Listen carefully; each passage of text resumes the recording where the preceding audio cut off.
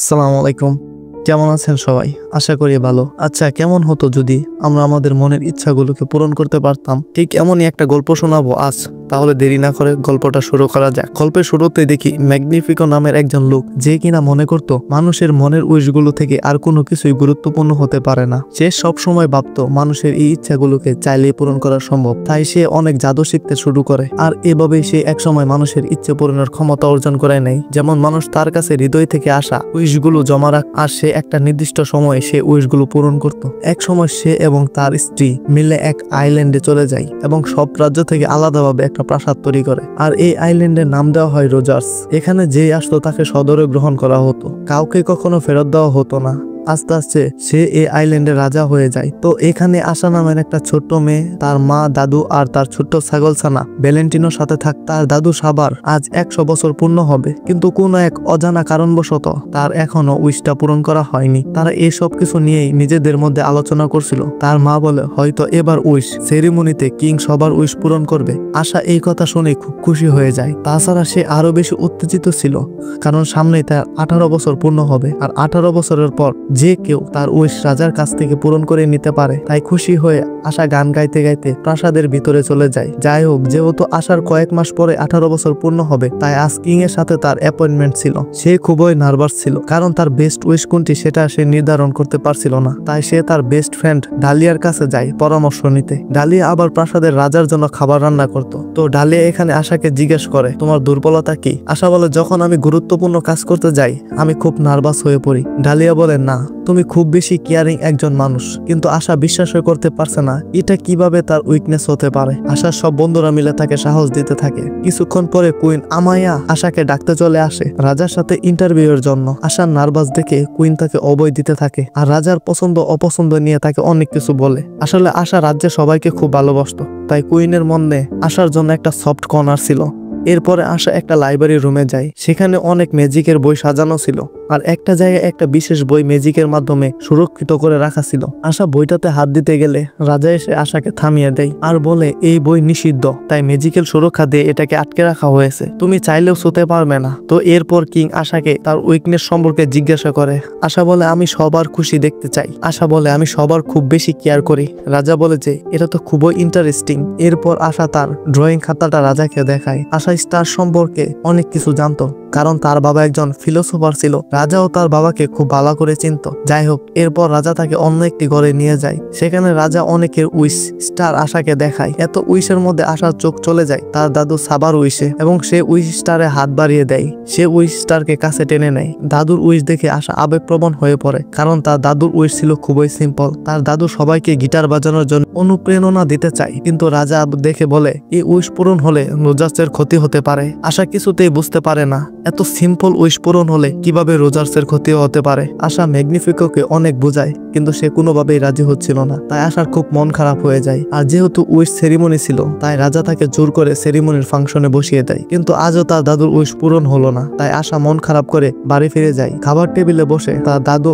আর মাকে রাজার বলা সকল কথা বলে। সাবা কিছুতেই বিশ্বাস করছিল না। সে অবাক হয়ে বলে যে রাজা আমার উইশ পূরণ করবে না। সাবা মন খারাপ করে আশাকে খাবার টেবিল থেকে উঠে যেতে বলে। আশা প্রচন্ড মন খারাপ নিয়ে দৌড়ে বাড়ি থেকে বের হয়ে যায়। তারপর সে সেই জায়গায় চলে যায় যেখানে বসে আশা আর তার বাবার সাথে আকাশের তারা দেখ। হৃদয় থেকে সে তার ইচ্ছা আকাশের দিকে তাকিয়ে বলে, সবার উইশ আমার উইশ, সবার উইশ পূরণ হোক। যে যা চায় সে যেন তার থেকে বেশি পায়। এমন সময় আকাশ থেকে প্রচন্ড আলো নিয়ে একটা স্টার খসে পড়ে। সেই আলো পুরো রোজার্সে ছড়িয়ে পড়ে। রাজা এই আলো দেখে খুব ভয় পেয়ে যায়, কারণ সে ছাড়া কেউ এখানে ম্যাজিক জানে না। তাহলে এই ম্যাজিক কে করলো?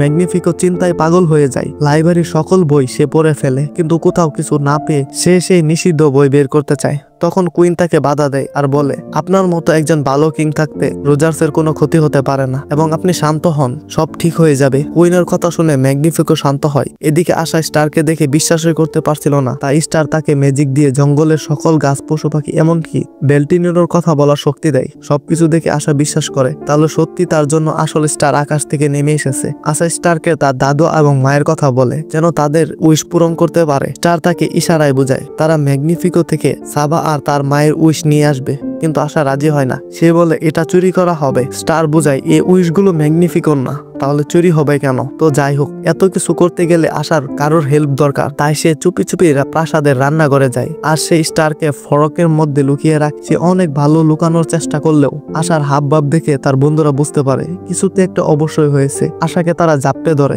বাধ্য হয়ে আশা সবকিছু খুলে বলে আর স্টারকেও দেখায়। এত কিউট একটা ছোট্ট স্টারকে দেখে সবাই খুশি হয়ে যায় আর প্রমিস করে তারা কখনো স্টারের কথা কাউকে বলবে না। উইশ গুলোকে চুরি করতে হলে তাদের প্রাসাদের ভিতরে ঢুকতে হবে। আশা তার বন্ধুদের কাছে হেল্প চাইলে ডালিয়া বলে রান্নাঘর থেকে একটা গোপন রাস্তা আছে রাজার ঘরে ঢোকার জন্য।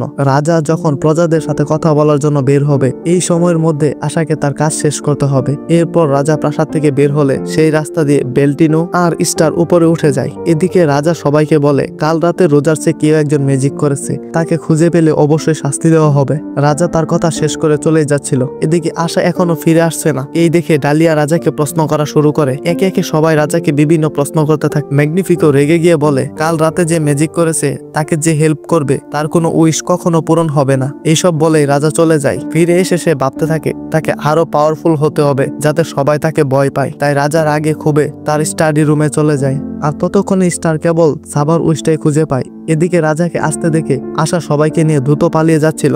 যাওয়ার সময় স্টার ম্যাগনিফিকোর আসল রূপটা দেখতে পায়, সে যে কতটা স্বার্থপর। এরপর ম্যাগনিফিকো ম্যাজিক্যাল স্পেস ভেঙে সে নিষিদ্ধ বই বের করে আর তার গোপন রুমে চলে যায়। নিষিদ্ধ বই থেকে সে অনেক ম্যাজিক শিখে ফেলে। এদিকে আশা তার বাড়িতে যায় আর স্টারের কথা সবাইকে খুলে বলে। সবাইকে তার উইশটা দেখানো হয়, যেখানে সাবা নিজের উইশ দেখে বুঝতে পারে তার উইশ কতটা সিম্পল ছিল, কিন্তু ম্যাগনিফিকো তার এই উইশ এতদিন পূরণ করেনি। ম্যাগনিফিকো সবার সাথে অন্যায় করেছে। ঠিক এমন সময় ম্যাগনিফিকো ঘরে চলে আসে। সে জেনে গিয়েছে আশার কাছে একটা স্টার আছে, এই স্টার সব জায়গায় ম্যাজিক করে বেড়াচ্ছে। সে আশাকে বলে স্টারকে তার কাছে দিয়ে দিতে। আশা রাজি হয় না। ম্যাগনিফিকো রাগে তার মায়ের উইশটা ভেঙে নিজের মধ্যে নিয়ে নেয়। এতে আশার মা দুর্বল হয়ে যায়। ম্যাগনিফিকো স্টারকে ধরতেই যাবে, এমন সময় আশা একটা বড় আলমারি তার উপর ফেলে দেয় এবং সে সবাইকে নিয়ে পালিয়ে যায়। ঘোড়াগুলো তাকে হেল্প করে আর নদীর কাছে নিয়ে যায়। একটা নৌকা নিয়ে তারা দ্রুত পালাতে থাকে, কিন্তু আশার অনেক মন খারাপ ছিল। সে ভাবে তার জন্য তার ফ্যামিলি সহ পুরো রোজার্স এত বিপদে। সে সিদ্ধান্ত নেয় এই সবকিছু সে শুরু করেছে,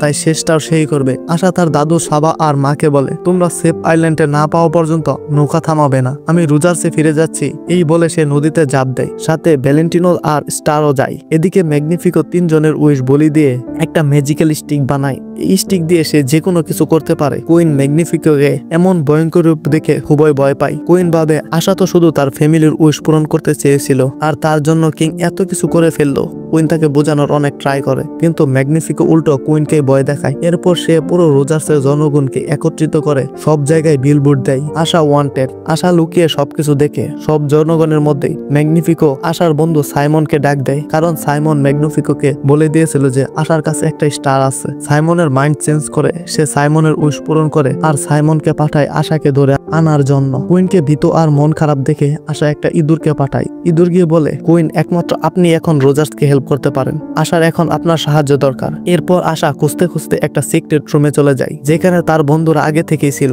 আর এই রুমের কথা কেউই জানতো না। আশার বন্ধুরা তাকে দেখে রেগে গেল। আশা আর স্টার মিলে তাদেরকে সবকিছু বুঝিয়ে বলে। কিছুক্ষণ পরে কুইনও আসে। সবাই মিলে আলোচনা করে কিভাবে রাজাকে থামানো যায়। আশা বলে তার কাছে আগে থেকে একটা প্ল্যান আছে, এখন শুধু সবার হেল্প দরকার। প্ল্যান মতো আশা বাইরে বেরিয়ে আসে।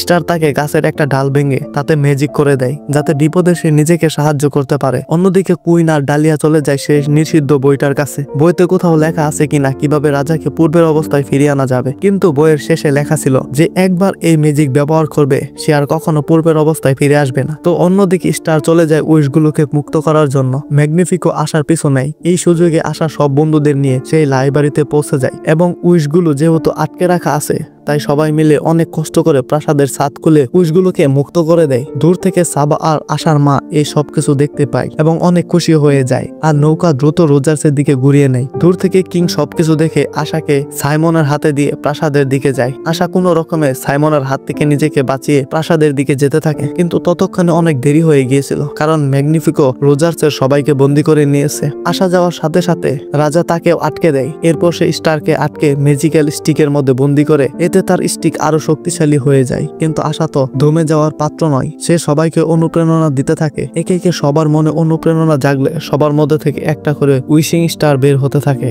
আর ম্যাগনিফিকোর ম্যাজিক্যাল স্টিকের শক্তি কমতে থাকে। ম্যাগনিফিকো কিছুতেই বুঝে উঠতে পারছিল না সবাইকে একসাথে সে কিভাবে থামাবে। এরপর আস্তে আস্তে স্টার স্টিক থেকে মুক্তি পেয়ে যায়, আর স্টিক ম্যাগনিফিকোকে তার নিজের মধ্যে টেনে নেয়। সবাই তাদের উইশ চোখের সামনে দেখতে পায়। তারা তো তাদের এই উইশগুলো ভুলেই গিয়েছিল, এবং সবার মাঝে নিজেদের উইশ নিজেরা পূরণ করার প্রেরণা জাগে।